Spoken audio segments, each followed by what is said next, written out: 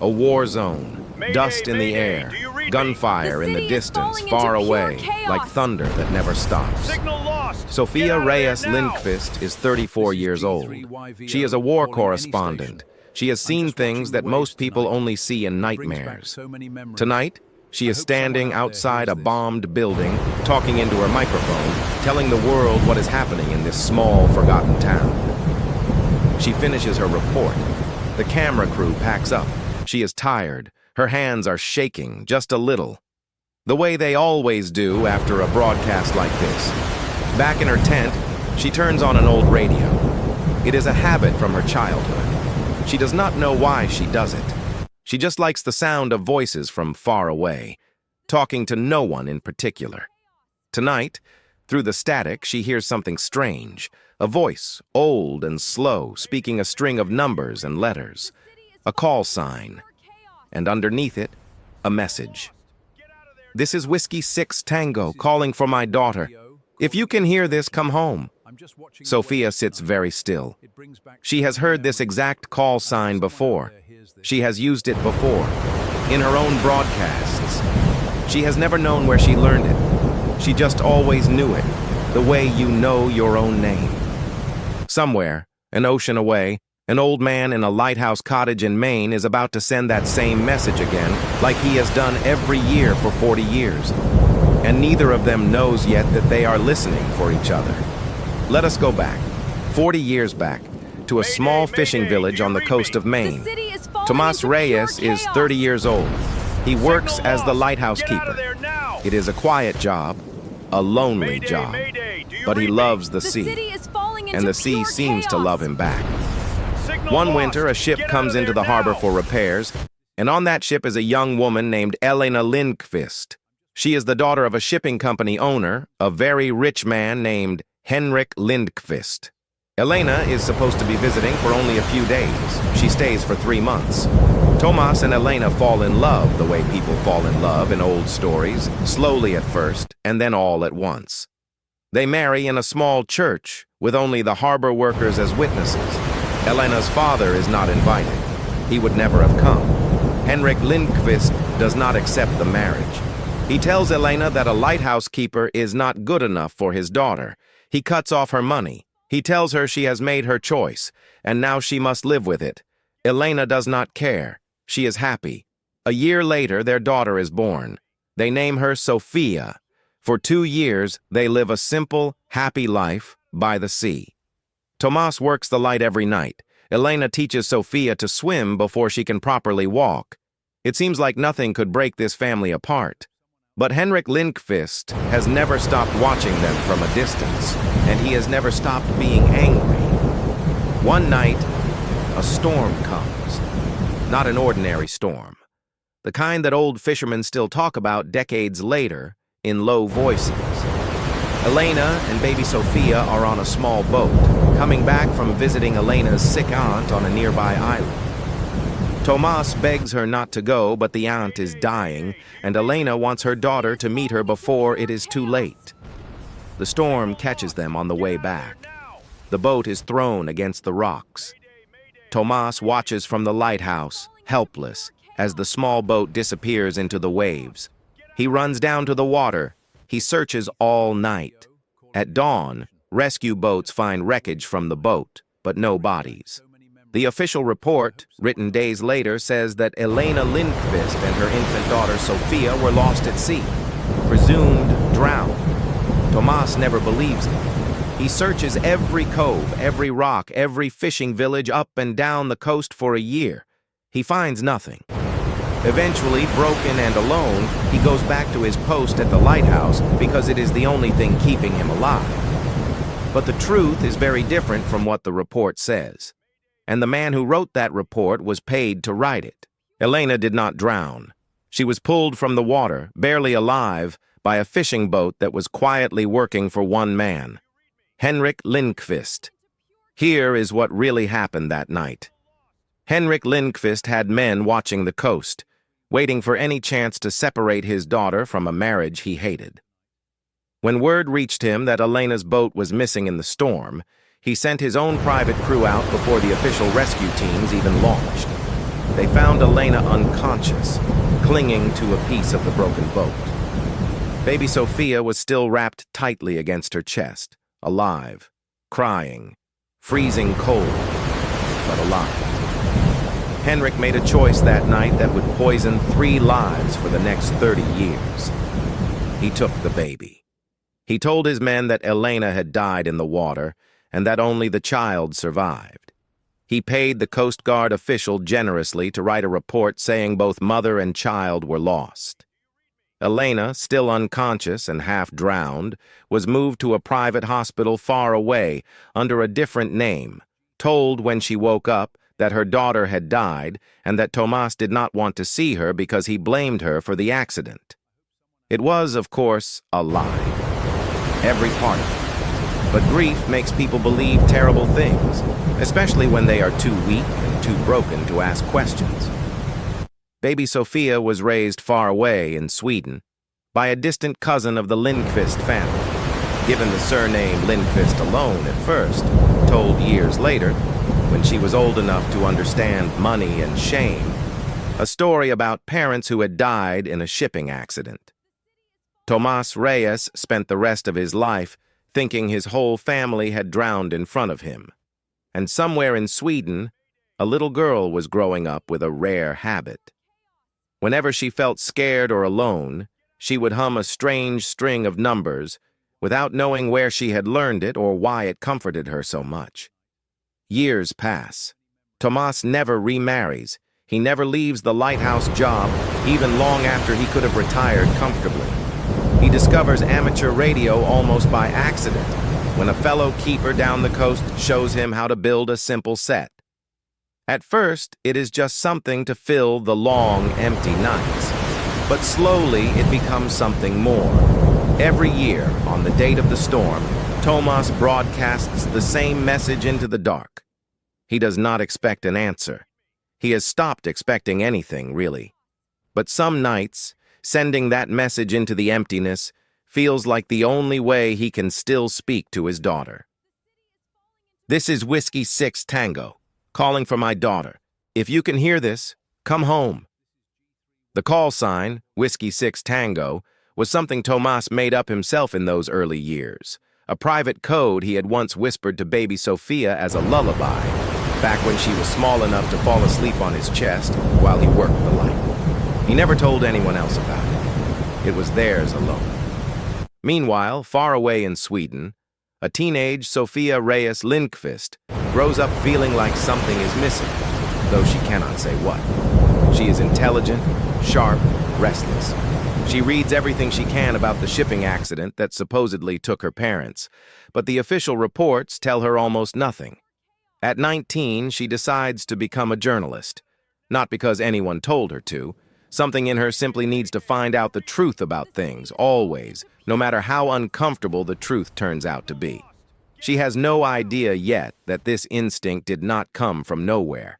It came from a father she has never met, still standing in a lighthouse window every night, still listening to the static, still waiting. 15 years pass in a blur of Sophia's career. She becomes one of the most respected war correspondents in Europe, known for going to places other journalists refuse to go, known for a strange habit her colleagues have noticed but never questioned. Before every broadcast, she quietly hums a short string of letters and numbers under her breath, like a good luck ritual. She has done this since she was a small child. She has never once wondered where it came from. It simply feels like hers. Henrik Lindqvist, the grandfather, is now an old man, living quietly with his failing health and his guilt, though he has never once admitted the guilt out loud, not even to himself.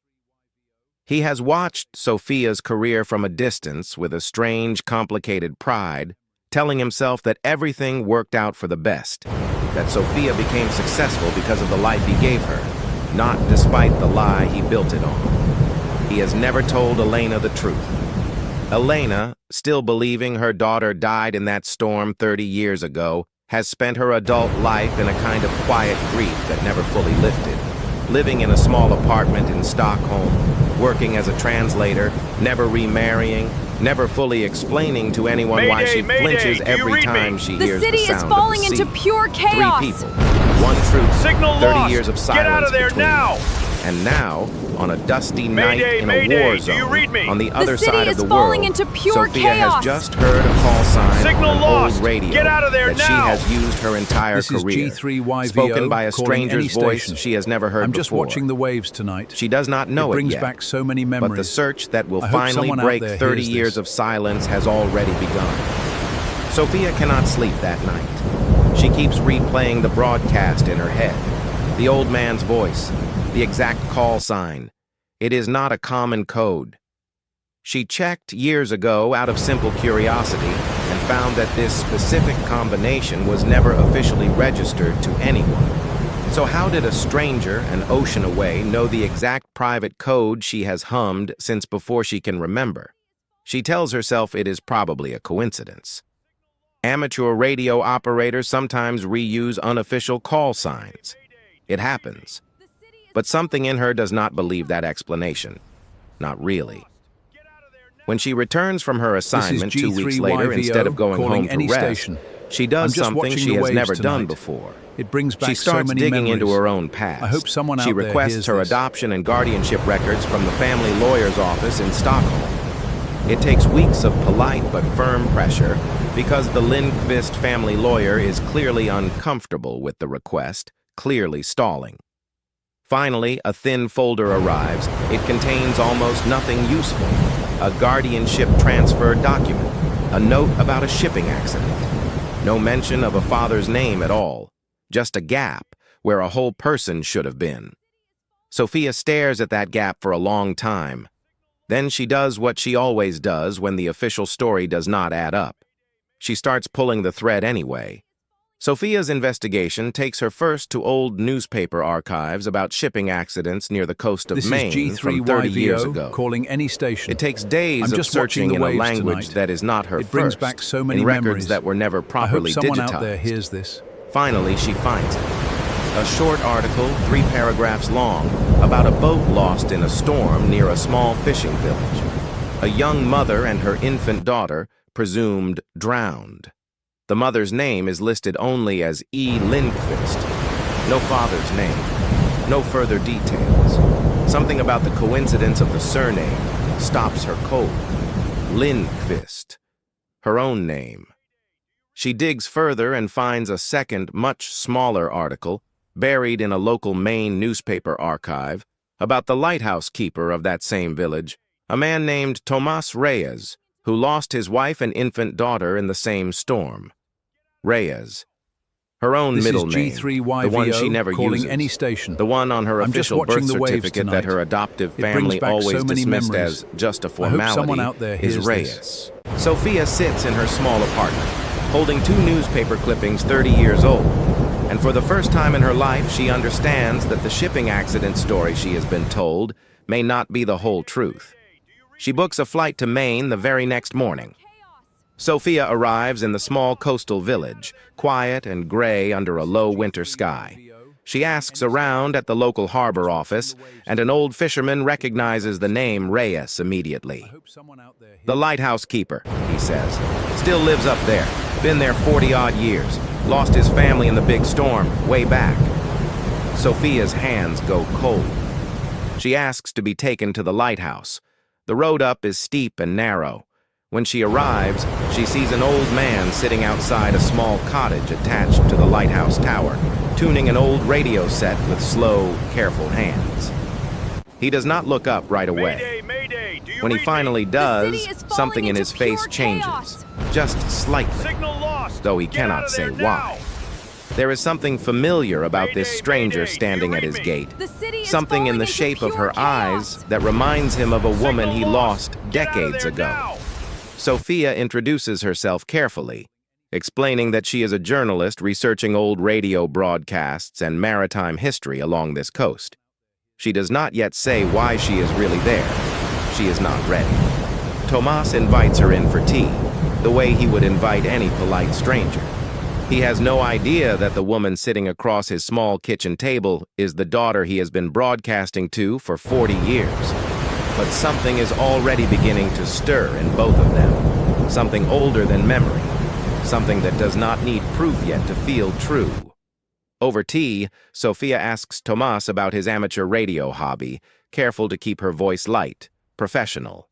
Tomas explains, a little shyly, that he broadcasts a personal message every year on the same date and has done so for 40 years. A tribute, he calls it, to my wife and daughter, lost at sea a long time ago. Sophia's throat tightens. She asks, as casually as she can manage, what the message says. Tomas recites it from memory, the way he has recited it 1,000 times. When he says the call sign, Whiskey 6 Tango, Sophia's cup nearly slips from her hand. She sets it down carefully. She asks him where the call sign came from. Tomas smiles, a sad private smile. I made it up myself, he says. For my daughter. It was our little secret. I used to hum it to her to help her sleep, back when she was small enough to fit in one arm while I worked the light. Sophia cannot speak for a long moment. Because that is exactly the tune, the exact sequence, that she has hummed before every single broadcast of her career, for as long as she can remember, without ever knowing why. She looks at this old man across the table, a stranger she met an hour ago, and for the first time in her adult life, she feels something that is not quite recognition, but is close enough to frighten her. Sophia does not tell Tomas the truth that day. She is too afraid. What if she is wrong? What if this is just an extraordinary coincidence, and she is about to break an old man's heart for nothing, or worse, give him false hope only to take it away again? She returns to her hotel room and calls a friend, a genetic genealogist she once worked with on an investigative story about wartime adoptions. She explains the situation, carefully, professionally, though her voice keeps shaking. The genealogist tells her the fastest way to know for certain is a simple DNA test, but that takes weeks to process properly, and Sophia does not think she can wait weeks. There is something faster, though less certain on its own. Hospital birth records from that era, if they still exist, would list identifying details, including any unusual markings. Sophia remembers something her adoptive family once mentioned dismissively, years ago. A small, crescent-shaped scar above her left eyebrow, from what she was told was a minor accident in early childhood. She has never questioned it. Scars from childhood rarely come with explanations attached. That night, unable to sleep, she walks back up to the lighthouse in the dark and knocks on Tomas's door. When he opens it, she asks him a single question. Did your daughter have a scar above her eyebrow? Tomas goes very still. How could you know that? Tomas whispers. He tells her the story, his voice breaking. When Sophia was 8 months old, she fell against the corner of a small wooden shelf in their cottage kitchen. It left a small crescent-shaped scar above her left eyebrow. Elena had cried more than the baby did. Tomas remembers it exactly because it was the only injury his daughter ever had in her short life with them. Sophia slowly lifts the hair from her forehead and shows him the scar. Tomas's legs nearly give out beneath him. He grips the doorframe. For a long moment, neither of them says anything at all. Then Sophia says the words that she has been carrying since the tea in his kitchen. I think I might be your daughter. Tomas does not answer with words. He simply reaches out, hands shaking, and touches her face the way you touch something you are afraid will disappear if you press too hard. But even in this moment, breaking with emotion, some old, careful part of Sophia's mind, the journalist part, knows that a scar and a feeling are not enough. Not for a story this big, not for a truth this important. If this is real, she needs proof that cannot be argued with. And somewhere, buried in old records and old lies, that proof still exists. Over the following days, Tomas and Sophia begin piecing together the truth together, both of them now certain in their hearts, both of them determined to be certain on paper, too. They request the original Coast Guard report from the night of the storm. It takes time and several polite but firm phone calls, since the record is old and the office is small. When it finally arrives, something is immediately wrong with it. The handwriting on the final page, the page listing the two victims as drowned and lost, does not match the handwriting on the earlier pages of the same report. The ink is also very slightly different, something Sophia only notices because she once did a story on forged historical documents and learned to look for exactly this kind of inconsistency. She sends a photograph of the report to a forensic document examiner she knows from her journalism work. The answer comes back within a few days. The final page was added later by a different hand, using a different pen, likely years after the original report was filed. Someone rewrote the ending of this story on purpose. Sophia and Tomas now have a scar, a shared private call sign, a tampered official record. It is enough to be almost certain, but it is not yet enough to prove beyond doubt exactly who did the tampering and why. The answer to that question is still a lie. Old, guilty, and living quietly in Stockholm. While Sophia and Tomas search for answers in Maine, we return briefly to Stockholm, to Elena. Elena is now in her late 50s, a translator, living alone, still carrying a grief she has never fully explained to anyone. She has grown used to a quiet, careful life, one where she does not ask too many questions about her own past because every time she has tried, something in her father's face closed like a door. One evening, her phone rings. It is a number she does not recognize calling from Maine. It is Sophia. Elena almost does not answer. Something about the area code makes her hand tremble before she even picks up the phone. When Sophia introduces herself, using her full name, Reyes Lindqvist, Elena goes completely silent on the other end of the line. Because Elena has spent 30 years being told that her daughter, also named Sophia, drowned in a storm as an infant. And now a grown woman with that exact name, using both surnames from a marriage her father always tried to erase, is calling her from the very coast where she was told her whole family died. Elena sits down slowly on her kitchen floor, phone pressed to her ear, and for the first time in 30 years, allows herself to hope for something she was taught was impossible. The city is falling into pure chaos. Elena flies to Maine Signal within 2 lost. days, Get out of there unable now. to wait any longer.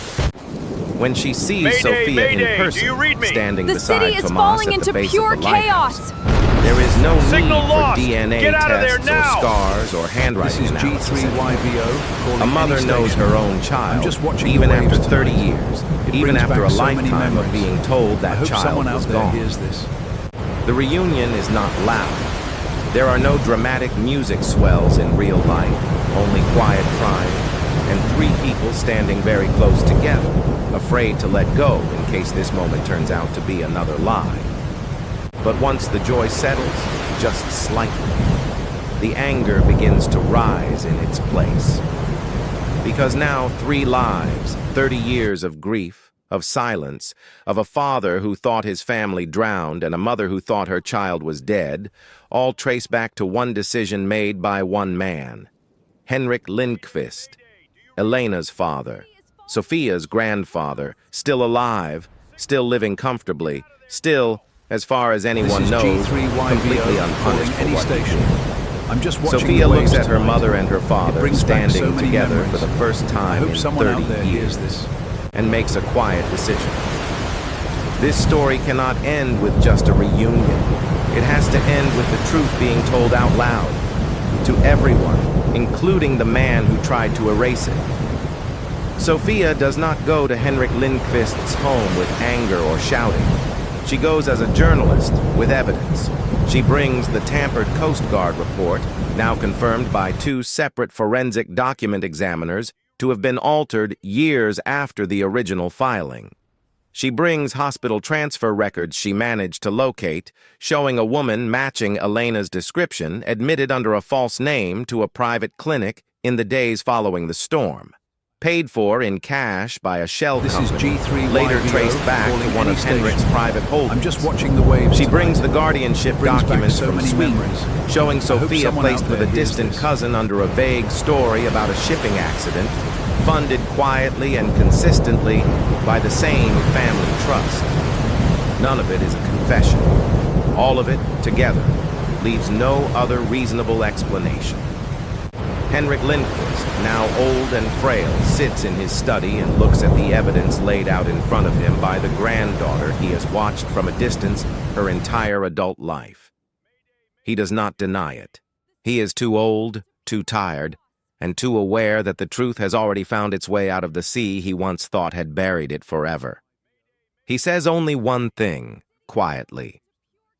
I thought I was protecting her from a life that would have made her poor and unhappy. This is G3 YVO Sophia looks at calling him any for a station. long moment. I'm just watching the You waves gave her a tonight. life without a It mother brings and a back so father many instead, memories. she says. I hope someone out there That is hears not this. protection.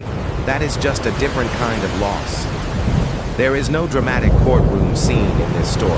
No violence, no shouting match that ends in handcuffs. Sophia, true to who she has always been, chooses a different kind of justice. She writes the story, not as a private family confession, but as a full investigative piece, published under her own name in one of the largest newspapers in Europe.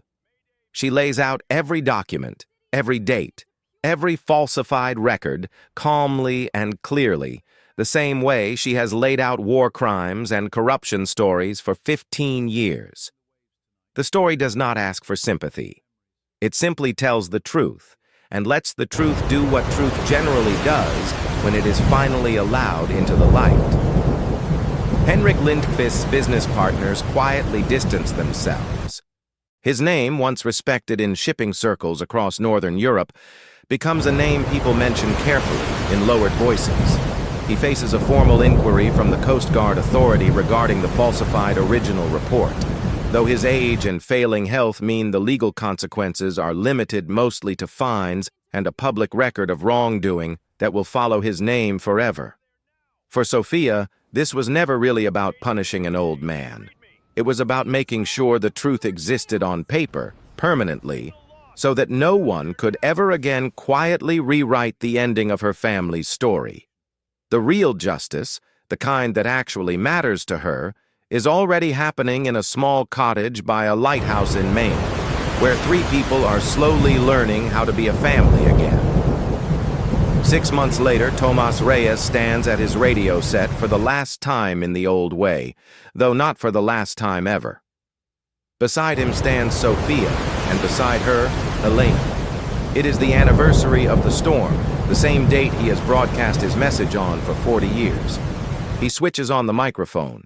His voice is steady this time, not searching anymore. "This is Whiskey 6 Tango," he says, calling to say she came home. Sophia leans into the microphone beside him and, for the first time, adds her own voice to the message that shaped her entire life without her ever knowing it. The lighthouse still turns above them, its light sweeping slowly over the dark water. The same water that once tried to take everything from this family, and instead, after 30 years, quietly gave it back. Elena reaches out and takes both their hands. Outside, the sea moves the way it always has, patient, endless, keeping its secrets until exactly the right moment to let them go. The story ends not with the sound of tragedy, but with 3 ordinary voices, together again, speaking softly into the dark.